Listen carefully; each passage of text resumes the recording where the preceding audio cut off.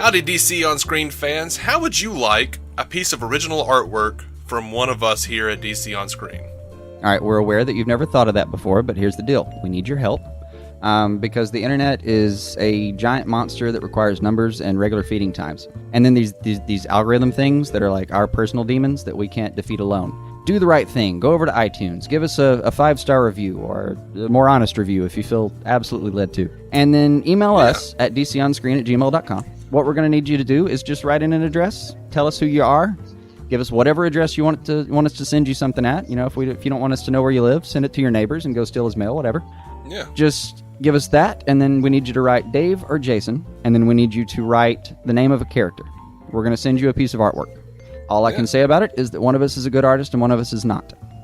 If you've actually been listening to every episode, you might know the secret answer to that, to who you should really ask. But hey, or toss a coin. Man, you know, once you get the picture from us, take a picture of it or scan it or something. And send it back to us, and we'll put it on Facebook, just like we do with your DC loot. Yeah, send it back with like critiques if you want to. We don't give a fuck, you know.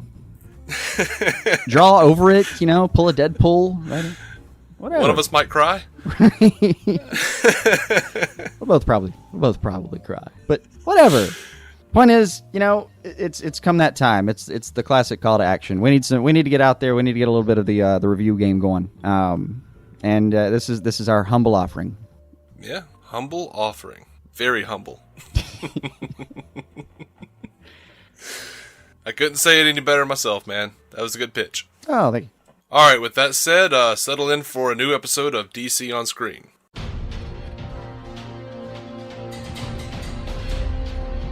Welcome into DC On Screen. I'm your host, David C. Robertson, and this is my co-host, Jason. Hello. Man, we have been away for a minute. Man, we had some work stuff. We had some family commitments, but we are back. And this episode, we're going to get super spoilery on Supergirl 110, Childish Things. Oh, yeah. Oh, yeah.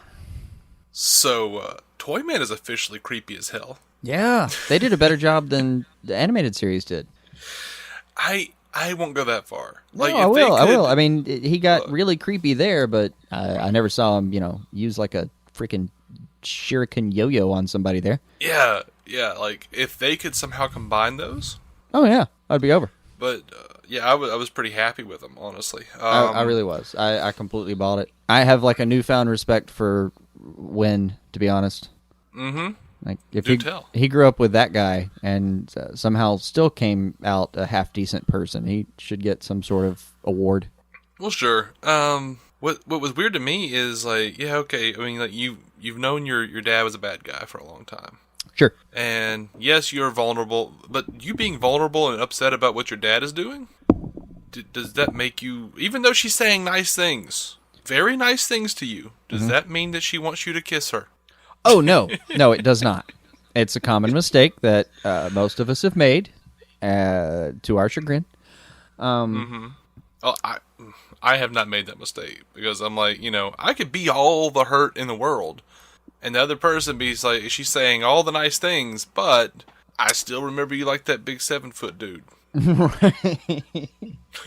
No, a lot of people are saved by either like a better perception of social cues than he displayed right then, or which, by the way, he was distraught. I mean, you know, you don't want to judge him by a moment like this. He was having a bad minute. Probably wasn't paying attention to every cue he normally would have. Or generally, why not? Just like he's judging himself by the bad minutes his dad is having. So I mean, I know. It's just, you know, I'm willing to give him, like, even if I was her, this wouldn't be for me like something you couldn't go back from. Which she did. She kind of tries to put the olive branch out there, like, dude, you want to just look past that? And I really did like his response. You know what? No, I did it. How do you feel about it?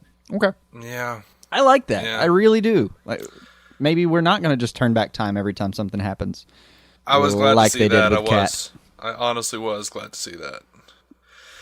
I mean, it's something that Supergirl's been needing to get into a little bit, is go ahead and start building your world. Like, we know what your show's like. You're 10 episodes in. Mm-hmm. You're past your mid-season finale. We know how the show works. Now you can start building and putting in cliffhangers that don't get picked up for you know, an episode or two. Not 8 episodes like they did with the Kryptonian crap. But, you know, you can start putting some major groundwork in. Oh wait, I really love that they They had the respecting the past situation. They gave the nice classic Toyman doll to Winn. Oh yeah. Did you catch that? On the desk?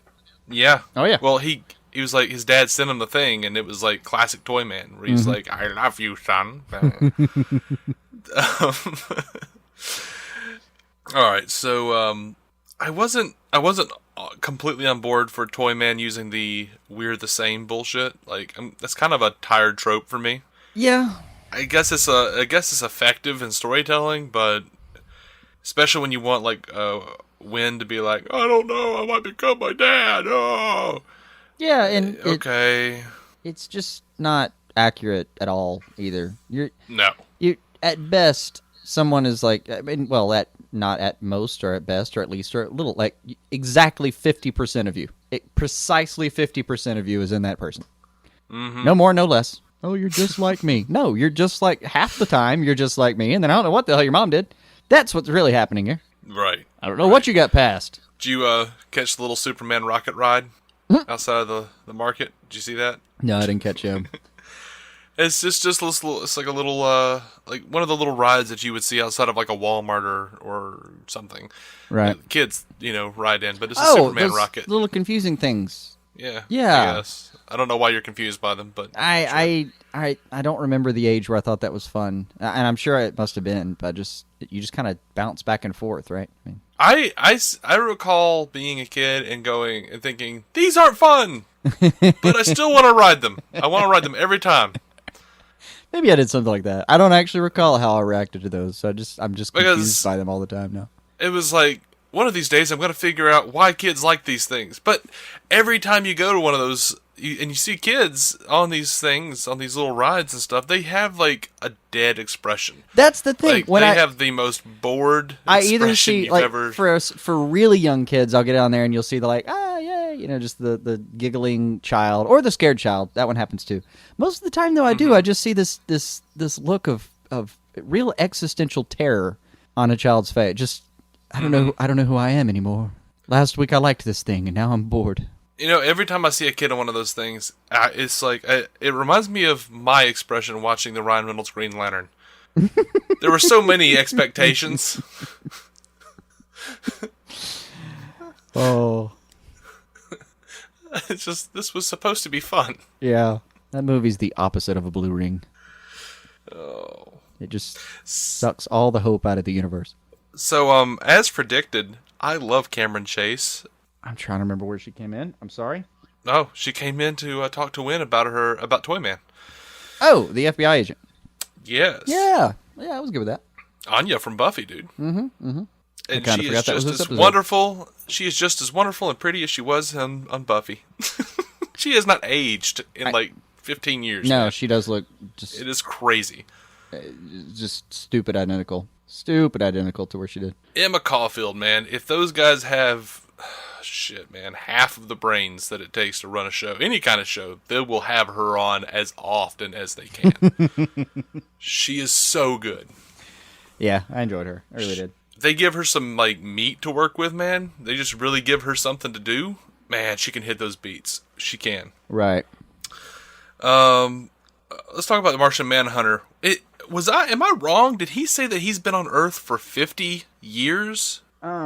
I think that was it. Yeah, because he was wandering around before he got to before he took over this personality. I don't know what as. Okay. But the DEO had been aware of him beforehand. I think they weren't. Mm-hmm.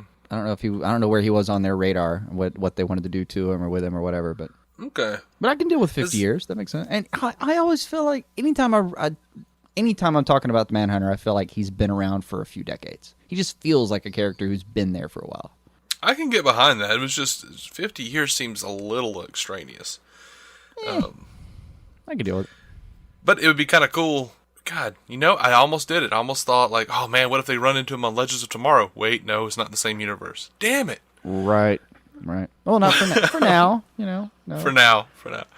So I'm a little confused. I meant to look it up, but I didn't. He has this line where he says, "I get one step closer to become. Every time I take on someone else's form, I get one step closer to becoming the Martian Manhunter." That was a little weird. Yeah, and I think this was a little bit what you and I were talking about the other day, right? You were slightly You're like a little bemused by the fact that he's even calling himself a Martian Manhunter, I think. Well, yeah, I mean, I know the Manhunter is, or I think that's what they called him. The reason he's called Martian Manhunter is, well, one, he's from Mars, but sure. Obviously, but the Manhunters are what they call their police force on Mars, is how I understood it. So maybe that makes sense, but why is that a thing to be so afraid of? Like, as far as I'm concerned, maybe he was just like an over the top badass cop. I don't know. And he does. I'd watch that movie. Oh, Jason Statham is Manhunter. I want this guy's Manhunter now. Like, fuck, he's got a thing going on. Let him do it. Yeah, this guy's good. And I really like every time you hear Manhunter talk about his past, like he's really proud of his heritage as like a warrior, as a defender of his planet. I mean, you get the feeling he cracked a few skulls and didn't think twice about it. Went, nope, that's for hearth and home. Fuck you. Yeah. Know what I mean? I lost track of you there. Yeah, you cut out for me. Sorry. Oh. Okay. Well, we're back then. All right. Technical difficulty. So at the very beginning, as I have questions, I'm hoping this is something you can answer. Otherwise, it's just weird. At the very beginning, they Kara and John are flying, and he says that this is his one chance to train her. I took that one as see, I don't know where's the deadline he's talking about. Is that what's confusing you? I don't know. Too? But if that's true, why do they stop so quickly? Right, yeah. He's like, this is my one chance to train you. It's not about fun. Okay, let's land. We're done. Right. I mean, I would have actually been a little comforted if they had kind of had, like, if it had clearly been, like, midday when he had that conversation and then it's dusk when they land later. Yeah. That would have made some sense. Nice. No, I don't know what he's talking about. And I don't know if he means, like, in general. Not this exact flight, but I don't have long in general. And then, in that case, why? What's going to happen? I don't know. I really don't. I don't know what the stopgap is on that. Yeah, I don't know. I did laugh at the usage of Martian manpower. Mm-hmm. I did laugh at that. I am going back to that flight scene. I am confused as to what proper flight technique is. I think we talked about that last week with the promo because they put this out as a promo before, and it didn't make any more sense in the actual episode. No. Let me put it this way though. Having zero context on what it's like to whip through the air with my body alone, there very well might be proper flight technique. I mean, maybe. I don't know. I was willing to just kind of let him have that one. Like, well, there's probably a good and a bad way to do that. Maybe. Yeah, probably. I mean, there's a good and a bad way to run, for fuck's sake. Surely there's a good and a bad way to fly. What'd you think of, oh man, like when John becomes Max Lord to go in and check out what I'm assuming is Bizarro Supergirl? It's gotta be right. Dude, like, I felt kind of terrible for security guard dude. Like, he wiped that dude's memory. He destroyed his brain. Yeah, that part confused me more than anything else that was, like, Manhunter related this episode.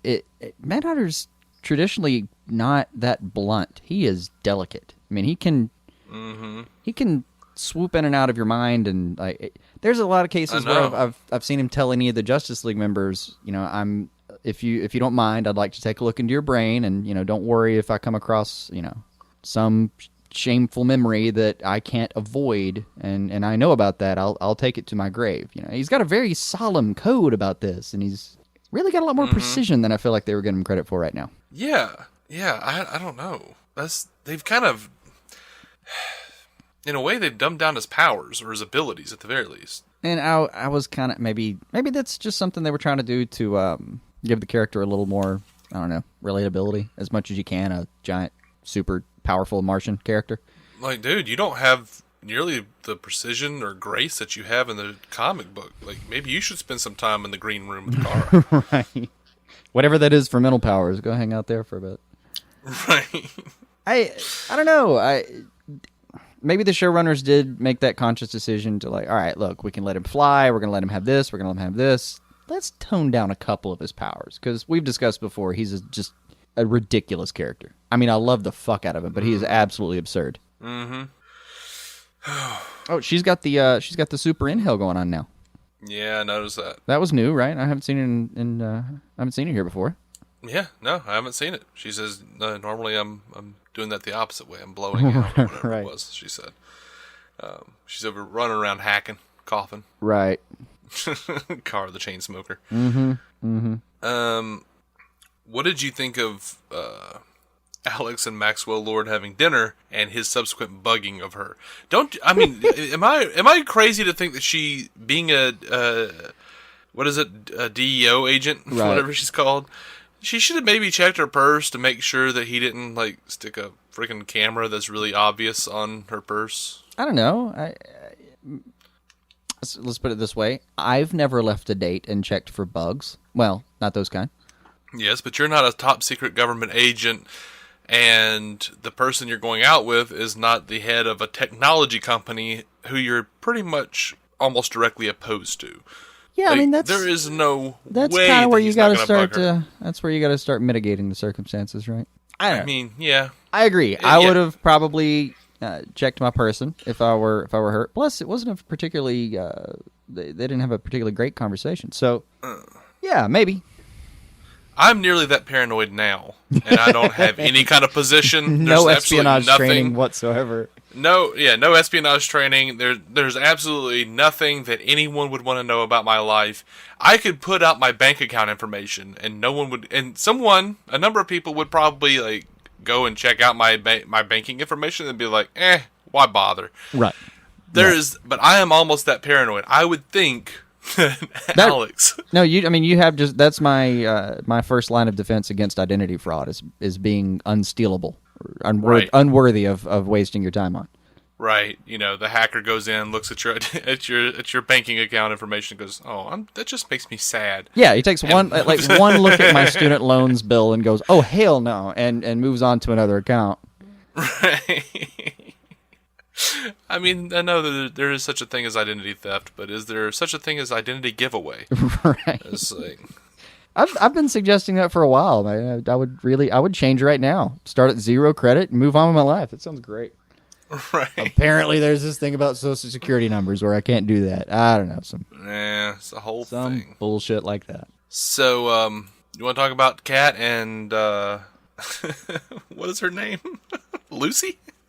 Oh yeah, they were buddying up James? real fast. Yeah. And what does Kat tell? What does she tell Kara this episode? Referring to her feelings, like "I pay you not to have them." Yeah, something like that. That one got a Something good like giggle. that. There's it's once an episode, Kat will say something so devastatingly mean that I giggle.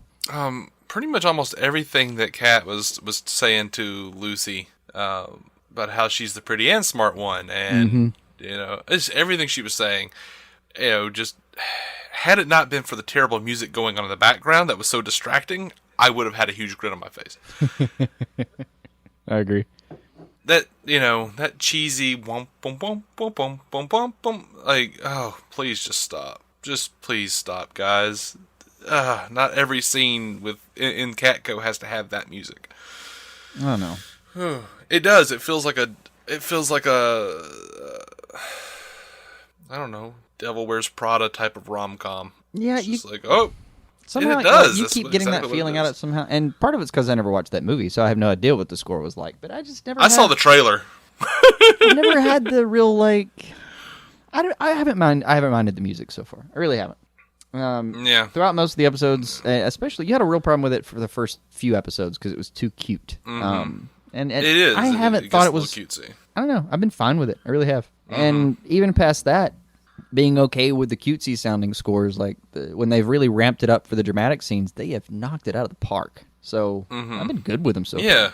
Yeah. It's just it creates a break in tone for me that is kind of hard for me to wrap my mind around. And I know that's probably because I have a very small mind. It's just not. It's not overly elastic. That's the real problem. Yeah, When you get you on a higher rubber content diet. It is actually similar to. It's very similar. I guess their success in this measure is similar to like the old Superman movies with Chris Reeve, where we would be like dun, dun, dun, dun, dun, dun, dun, like yes, like hopeful, awesome music, and then like he's in the Daily Planet, and it's like womp womp womp womp womp womp. Watch Clark stumble and fall all over the place, and oh, there he's knocking over a thing, and then let's cut to this scene with Otis and womp womp womp womp womp. I'm like, oh god, put away your trumpets. What happened to your trumpets? Bring me your trumpets, Williams. Bring me them and only they. Or your trombones, or whatever it is that makes that awful noise. That Right. denotes a heavy, clumsy character. Right. Yeah, that's normally a tuba, I think, when you're talking about it. The way you're talking about it. Tuba. That is what I was thinking of. Tuba. That's kind of embarrassing. That's shit they did a used to do on comedy like sketch. Looney Tunes. I did a comedy sketch about a giant tuba. So clearly you're I aware of should've- the term somewhere. I should have known about that. I should have known that's what I was thinking of. Somewhere in there. Alrighty. By the way, and you remember the Superman theme, like the old Williams theme. You know, it's hard to. It's a hard thing not to remember. I was delighted the other day. Like I was watching football yesterday, and this is like Cam Newton, a person who plays football. I'll translate for you. His like signature move when he does something really particularly fun is he does the chest pull, the Superman pose thing. Pulls his shirt apart. You know, that gesture. I didn't realize this though, but the Panthers. I haven't watched a lot of them. So the Panthers apparently though have gotten licensed to the music. So when he does that thing, they play the Williams Orchestra freaking soundtrack in the background, like over the system speakers. That's a nice touch. I did like that touch. Also, and I'm sitting here watching football, enjoying myself. Well, mostly that game was kind of a bummer, but mostly enjoying myself watching football. And then I hear the John Williams Orchestra, and suddenly I didn't give a damn about football anymore. It was over. Superman. That happens. Back to real things like Superman. God. Yeah, I have issues with those movies, but that score, the actual Superman theme, that is not one of the things I have not issues with. close. It is the most iconic thing in the world to me. Right. I mean, people still mimic it. Like when you're doing a Superman theme, it still kind of sound-alikes sometimes. It was just that fucking good. Absolutely. Yep. That and the Danny Elfman Batman theme. Just God. just let me drown in it. That's exactly how I'd like to phrase that. I only say that about a couple of things. Rocky Road ice cream. Just any number of melted cheeses. Combinations are welcome as well. And those two themes, and also the Jerry Goldsmith Star Trek theme. So yes. Okay. Anyway, I understand all those feelings. I really do. Yeah, sure. Except Rocky Road's not my favorite. I take my spells, I suppose. Yeah. Right now it's Rocky Road. I don't want to defame your ice creams. I do love a peanut butter shake, though, man. I wish you and your ice cream nothing but the best, Dave. Like 2 months, for the last couple months, they finally discontinued it. But I was totally addicted to the pumpkin cheesecake shake over at Arby's. Man, I was like, I had to have it every day. Yeah. Oh my gosh. Yeah, that thing's a fucking meal replacement too. It's not like don't get it on the side of anything. Yeah, it was. I've made that mistake before. Like get one of those nice tasty shakes they come out with or something. And I've done this at several restaurants. Like get the nice tasty shake because like oh my god, how do I say no to all those descriptor terms at once? And then you get it and you start sipping it. And by the time you get home, you're just staring at a bag of unwanted food. I'm good. I'm perfect. I'm good. Yeah. I've got dinner apparently. Yeah. I will say this. Like it got to this point. I pull up at Arby's and the guy goes, "Oh, last day for this one." I was like, "No, what?" And like he knew me so well. He knew to say last day for this one, and I was like, "No." And I was like, "What time do you guys close?" And he's like, "We close at midnight." So I went back at midnight to get another one.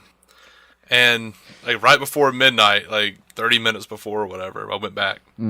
And I ordered a large pumpkin cheesecake shake. And they hand me a medium, and I went, "Oh," in my head. It was like, "No, I wanted a large." Oh, well, I probably don't need a large. And saw that they like had rung me up for a medium, and then they hand me the medium, and he hands me another large. And he goes, "There you go, man." I was like, You the best. Beautiful man. You beautiful man. Good looking out. That is, good looking out. I could have hugged him. He was a large man like myself, so I think somewhere he had inside some understanding. He of the understood. issue. Yeah. He understood. No, you get attached to things. You get attached to things real quick. Damn LTOs. You do. Anyway. I mean, the world basically stops in its track when they bring the McRib back, and then... Don't even get me started on the McRib, Yeah, man. like everyone they go right to it, and then everyone like shits themselves for 3 weeks, and then doesn't learn their lesson, and they go right back before it ends.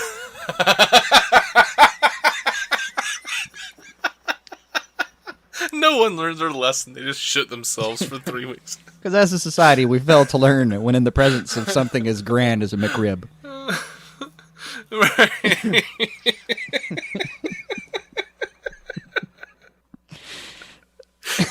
That adaptive instinct that has served us so well for millennia. Like our bodies Right out get the used door. to this. Yeah. Like, you know what? Nope. I'll cope. Right out the McRib! door. McRib me. And I've seen people that will look straight in your eyes and kind of say, dude, you make fucking choices in life, and this is mine. Like, okay, all right, man. You go get that thing. Shit. McRib me, my good man, and make sure the colonoscopy bag is attached properly. Poor guys. I know. I remember what happened last time. All right.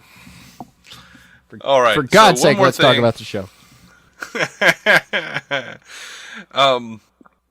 Man, I was a little bit annoyed that they kind of pulled the old James doesn't want Lucy there because they're together or whatever, and then they tried to make like a women's permission issue, and then I was glad that it turned out to be just James realizing that he didn't actually want to be there, that he wanted to be in the field, but I don't know, I was kind of tired of that whole bit. Yeah, I was before it even started. Like for the length of this episode, I was okay with it because it was just him working through his feelings a little bit, and that happens. Kind of misreading himself. That's cool. That happens.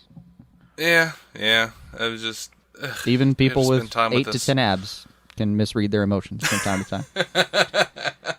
He's like, I knew there was a problem because I grew 4 more abs while you were in that meeting. And I thought, oh shit, this is going to be some trouble. This is going to be bad. There were a few problems I had with the episode. You want me to list off a couple for you? Absolutely. Let's do that. One of them is a one-word proclamation / question mark. Quicksand? Okay. Why did that bother you? Quicksand. Seriously, she can't get out of quicksand? Why? She just flies. She just fly upwards. Quicksand grabs you and pulls you down, and that's great if you don't have anything. Like people with access to a vine have managed to get out of quicksand before. Right. I think I can see why the idea was there, because like the idea that the more force you put into trying to get away, the more it pulls you in. Unless you can just ignore the normal force of gravity and go upwards. Well, yeah, but they've never a few people have tried, but they've never actually explained Superman or Supergirl's flying capabilities. Exactly why they're able to. Some people said it was a magnetic aura that's, tied in with the Earth's core. I think that one's actually my favorite, is that it's tied into the Earth's core, and it's kind of there are things called ley lines that are kind of like peaks in the electromagnetic field that, I don't know, I'm willing to posit that a giant solar battery in basically human-shaped form might be able to play with those things and do some stuff. I don't know. Let me put it this way. It's enough loose terms where I think if I wrote it down, I'd be like, you'll give it to me probably. Yeah, but it's never been so defined as to actually have rules, so they can kind of do whatever the hell they want. Sometimes. I was kind of willing to let it go. I mean, she froze it and shattered it. Whatever. And then, I really didn't care. Jumped right out of it. Whatever. I mean, yeah, if she froze it, it became a solid mass that she could flex against, and then she can just kind of, thigh bust that shit. That's fine. Fuck it. I just kind of thought, go up. Now, maybe the writers are under the impression that it is somewhat just that her flying is less of a true flight and more of a, the original leaping so far, that it looked like he flew kind of thing. Yeah. My evidence for that being that all of the Kryptonians feel the need to do a high jump every time they're about to do. Yeah. They do toe touches and then hop off. There's some measure of yoga involved. Right. In taking off, apparently. It would appear. Absolutely. Yeah. That's a thing you need to do, especially in a girl Superman series, because that's what this is. It's Superman, but with a girl. So you got to have all the people who are flying have yoga. They got to play with yoga. There's the pull quote we need out there. Yeah, go ahead and pull that one out with no context. We'll see you on marysue.com in no time.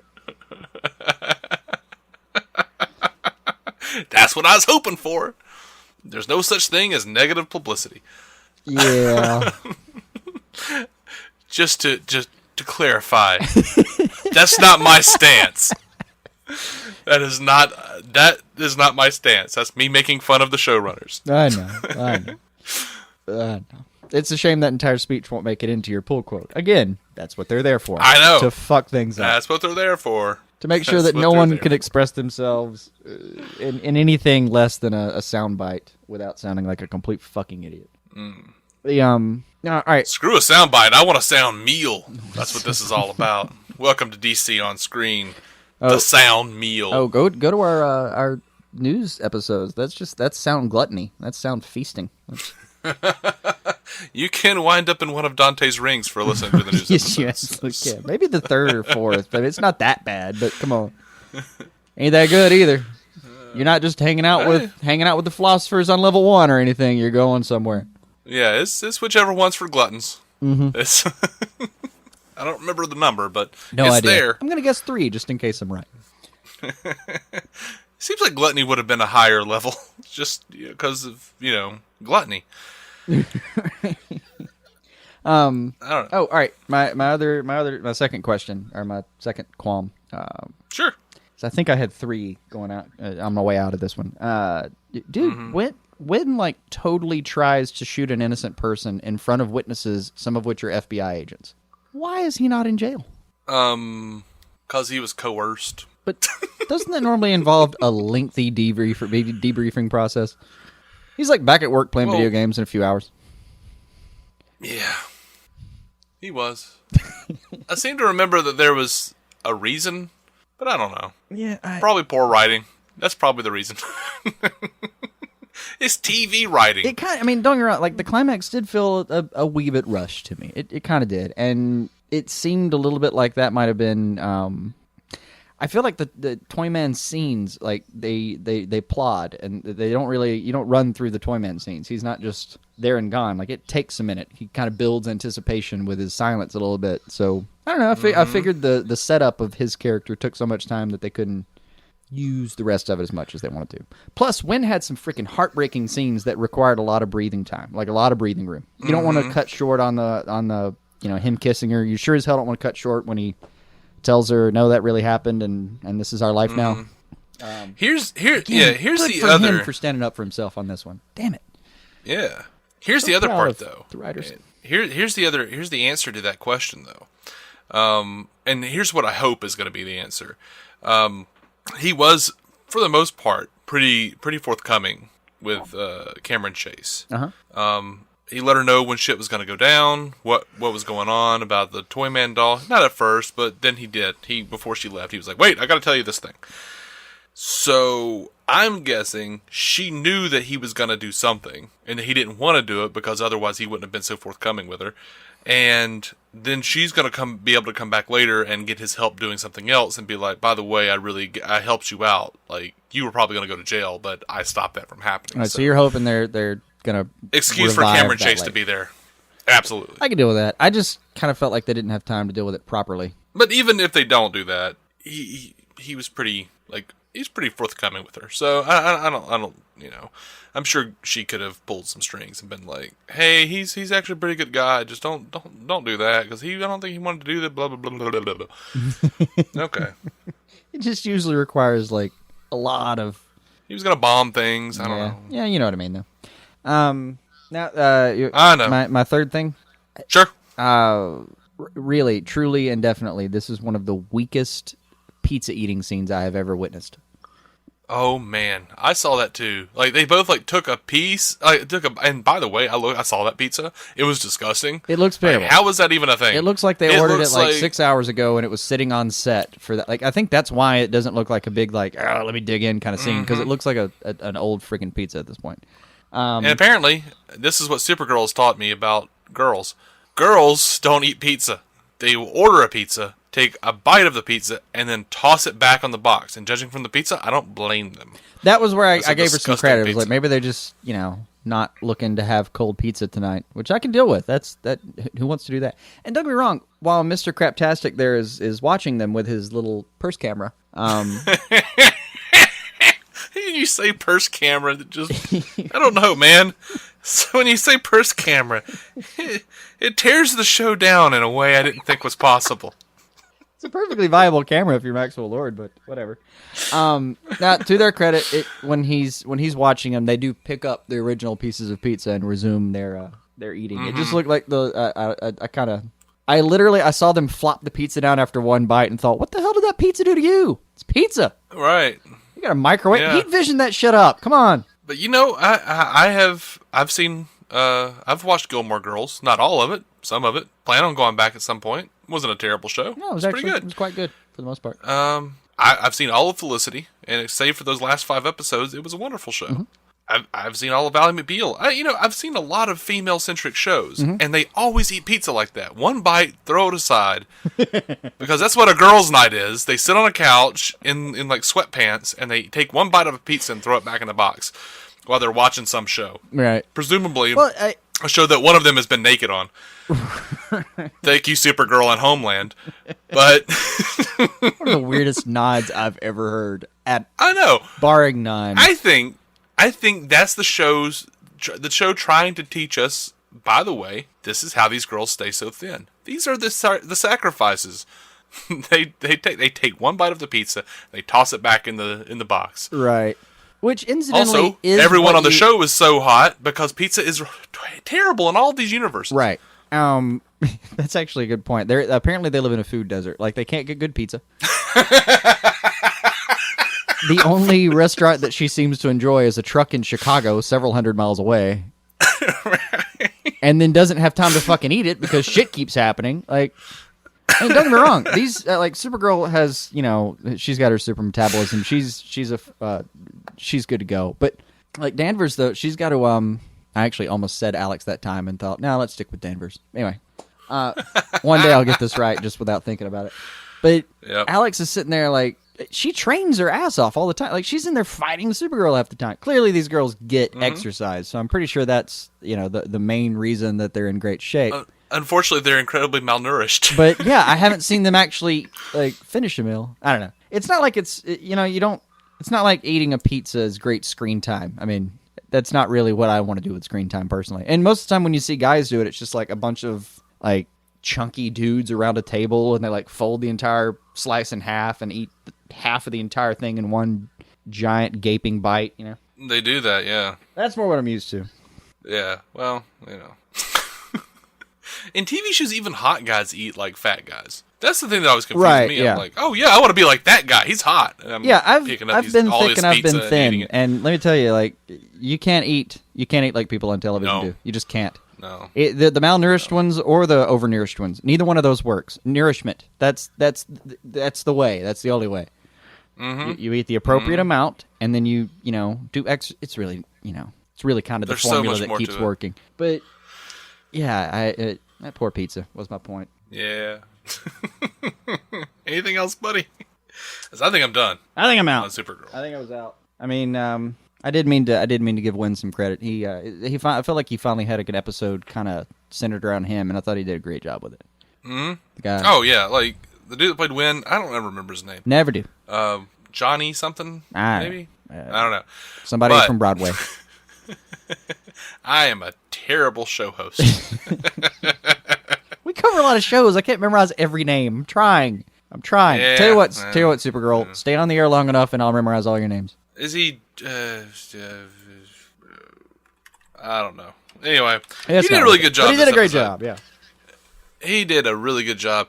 I really liked Kara. I liked her reaction to him kissing her. Like that was. Yeah. I mean, it was. No, their stuff was perfect. Shitty. That's what I'm saying. Like I felt the climax was rushed, but I'll take everything I got instead of a like long drawn out action scene. It's you got plenty of those. Like next week we got another Manhunter on screen. I've got plenty of action coming my way. I'll take the little delicate scenes for a minute. That was great. Jeremy Jordan. Jeremy Jordan is his name. Well, great job, Jeremy. Great job. Fantastic job, dude. Great job, Kara. We were as surprised as you were that he would be stupid enough to kiss you. Mostly, like, usually, like, someone's self-esteem saves them from that. Like, normally, even when they're saying nice things, and you're like, yeah, but there's no way you want to actually make out with me. That's usually a stopgap. Yeah, little I'd hint. be looking going, Benoist is way prettier than I am. There's no chance that's happening. Yeah, just a little hint, Kara. Maybe stay away from language like "you complete me." Unless you're the Joker and you're talking to Batman, stay away from that. That was strong wording, I admit. Strong wording. She had some strong wording. Yeah. It's almost like they were trying to play up like an angle like she secretly is in love with him but doesn't realize it. I just took it as her same oblivious nature. Her same just... It's a consequence of her eternal optimism that she never stops to... Like, there's a certain self-awareness that is lacking with Supergirl's character, but it's because she kind of looks at everything so optimistically. I think that's how the character's designed. Supergirl does not have super empathy. No, she does not. That is for other characters. She needs to... I don't think we've met those characters in this show. No, she needs to go figure out what the hell Diana's doing and ask her to have a look at some of her friends. Amen. All right, that's going to wrap it up for this episode of DC On Screen. We will be back next week with another Supergirl review, and we're also going to be back, right the hell now, with a whole bunch of other reviews of other TV shows and some news. We're adding Legends of Tomorrow, obviously, to the roster this week, so yeah, if you're one of the plenty of people that tuned into that. Drink deep, you bastards, because your cup overfloweth. We are DC On Screen. We are a proud member of the Giant Size Team Up Network. If you would like a similar show about the Marvel Cinematic Universe podcast, you can go check out our friends Matt Carroll and Jeff Randall at the Marvel Cinematic Universe podcast. Fancy that. We will see you soon, and until then, keep some DC on your screen.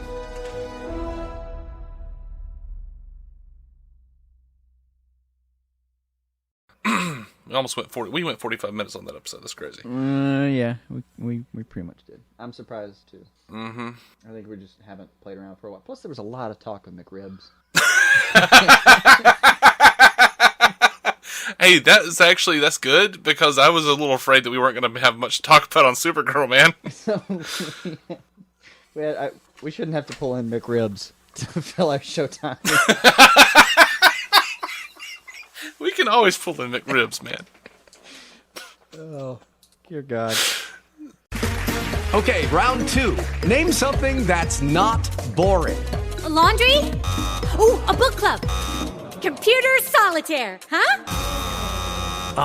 Sorry, we were looking for Chumba Casino.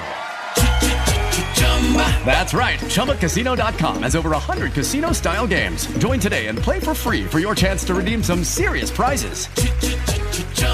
ChumbaCasino.com. No purchase necessary. Void where prohibited by law. 18+ terms and conditions apply. See website for details.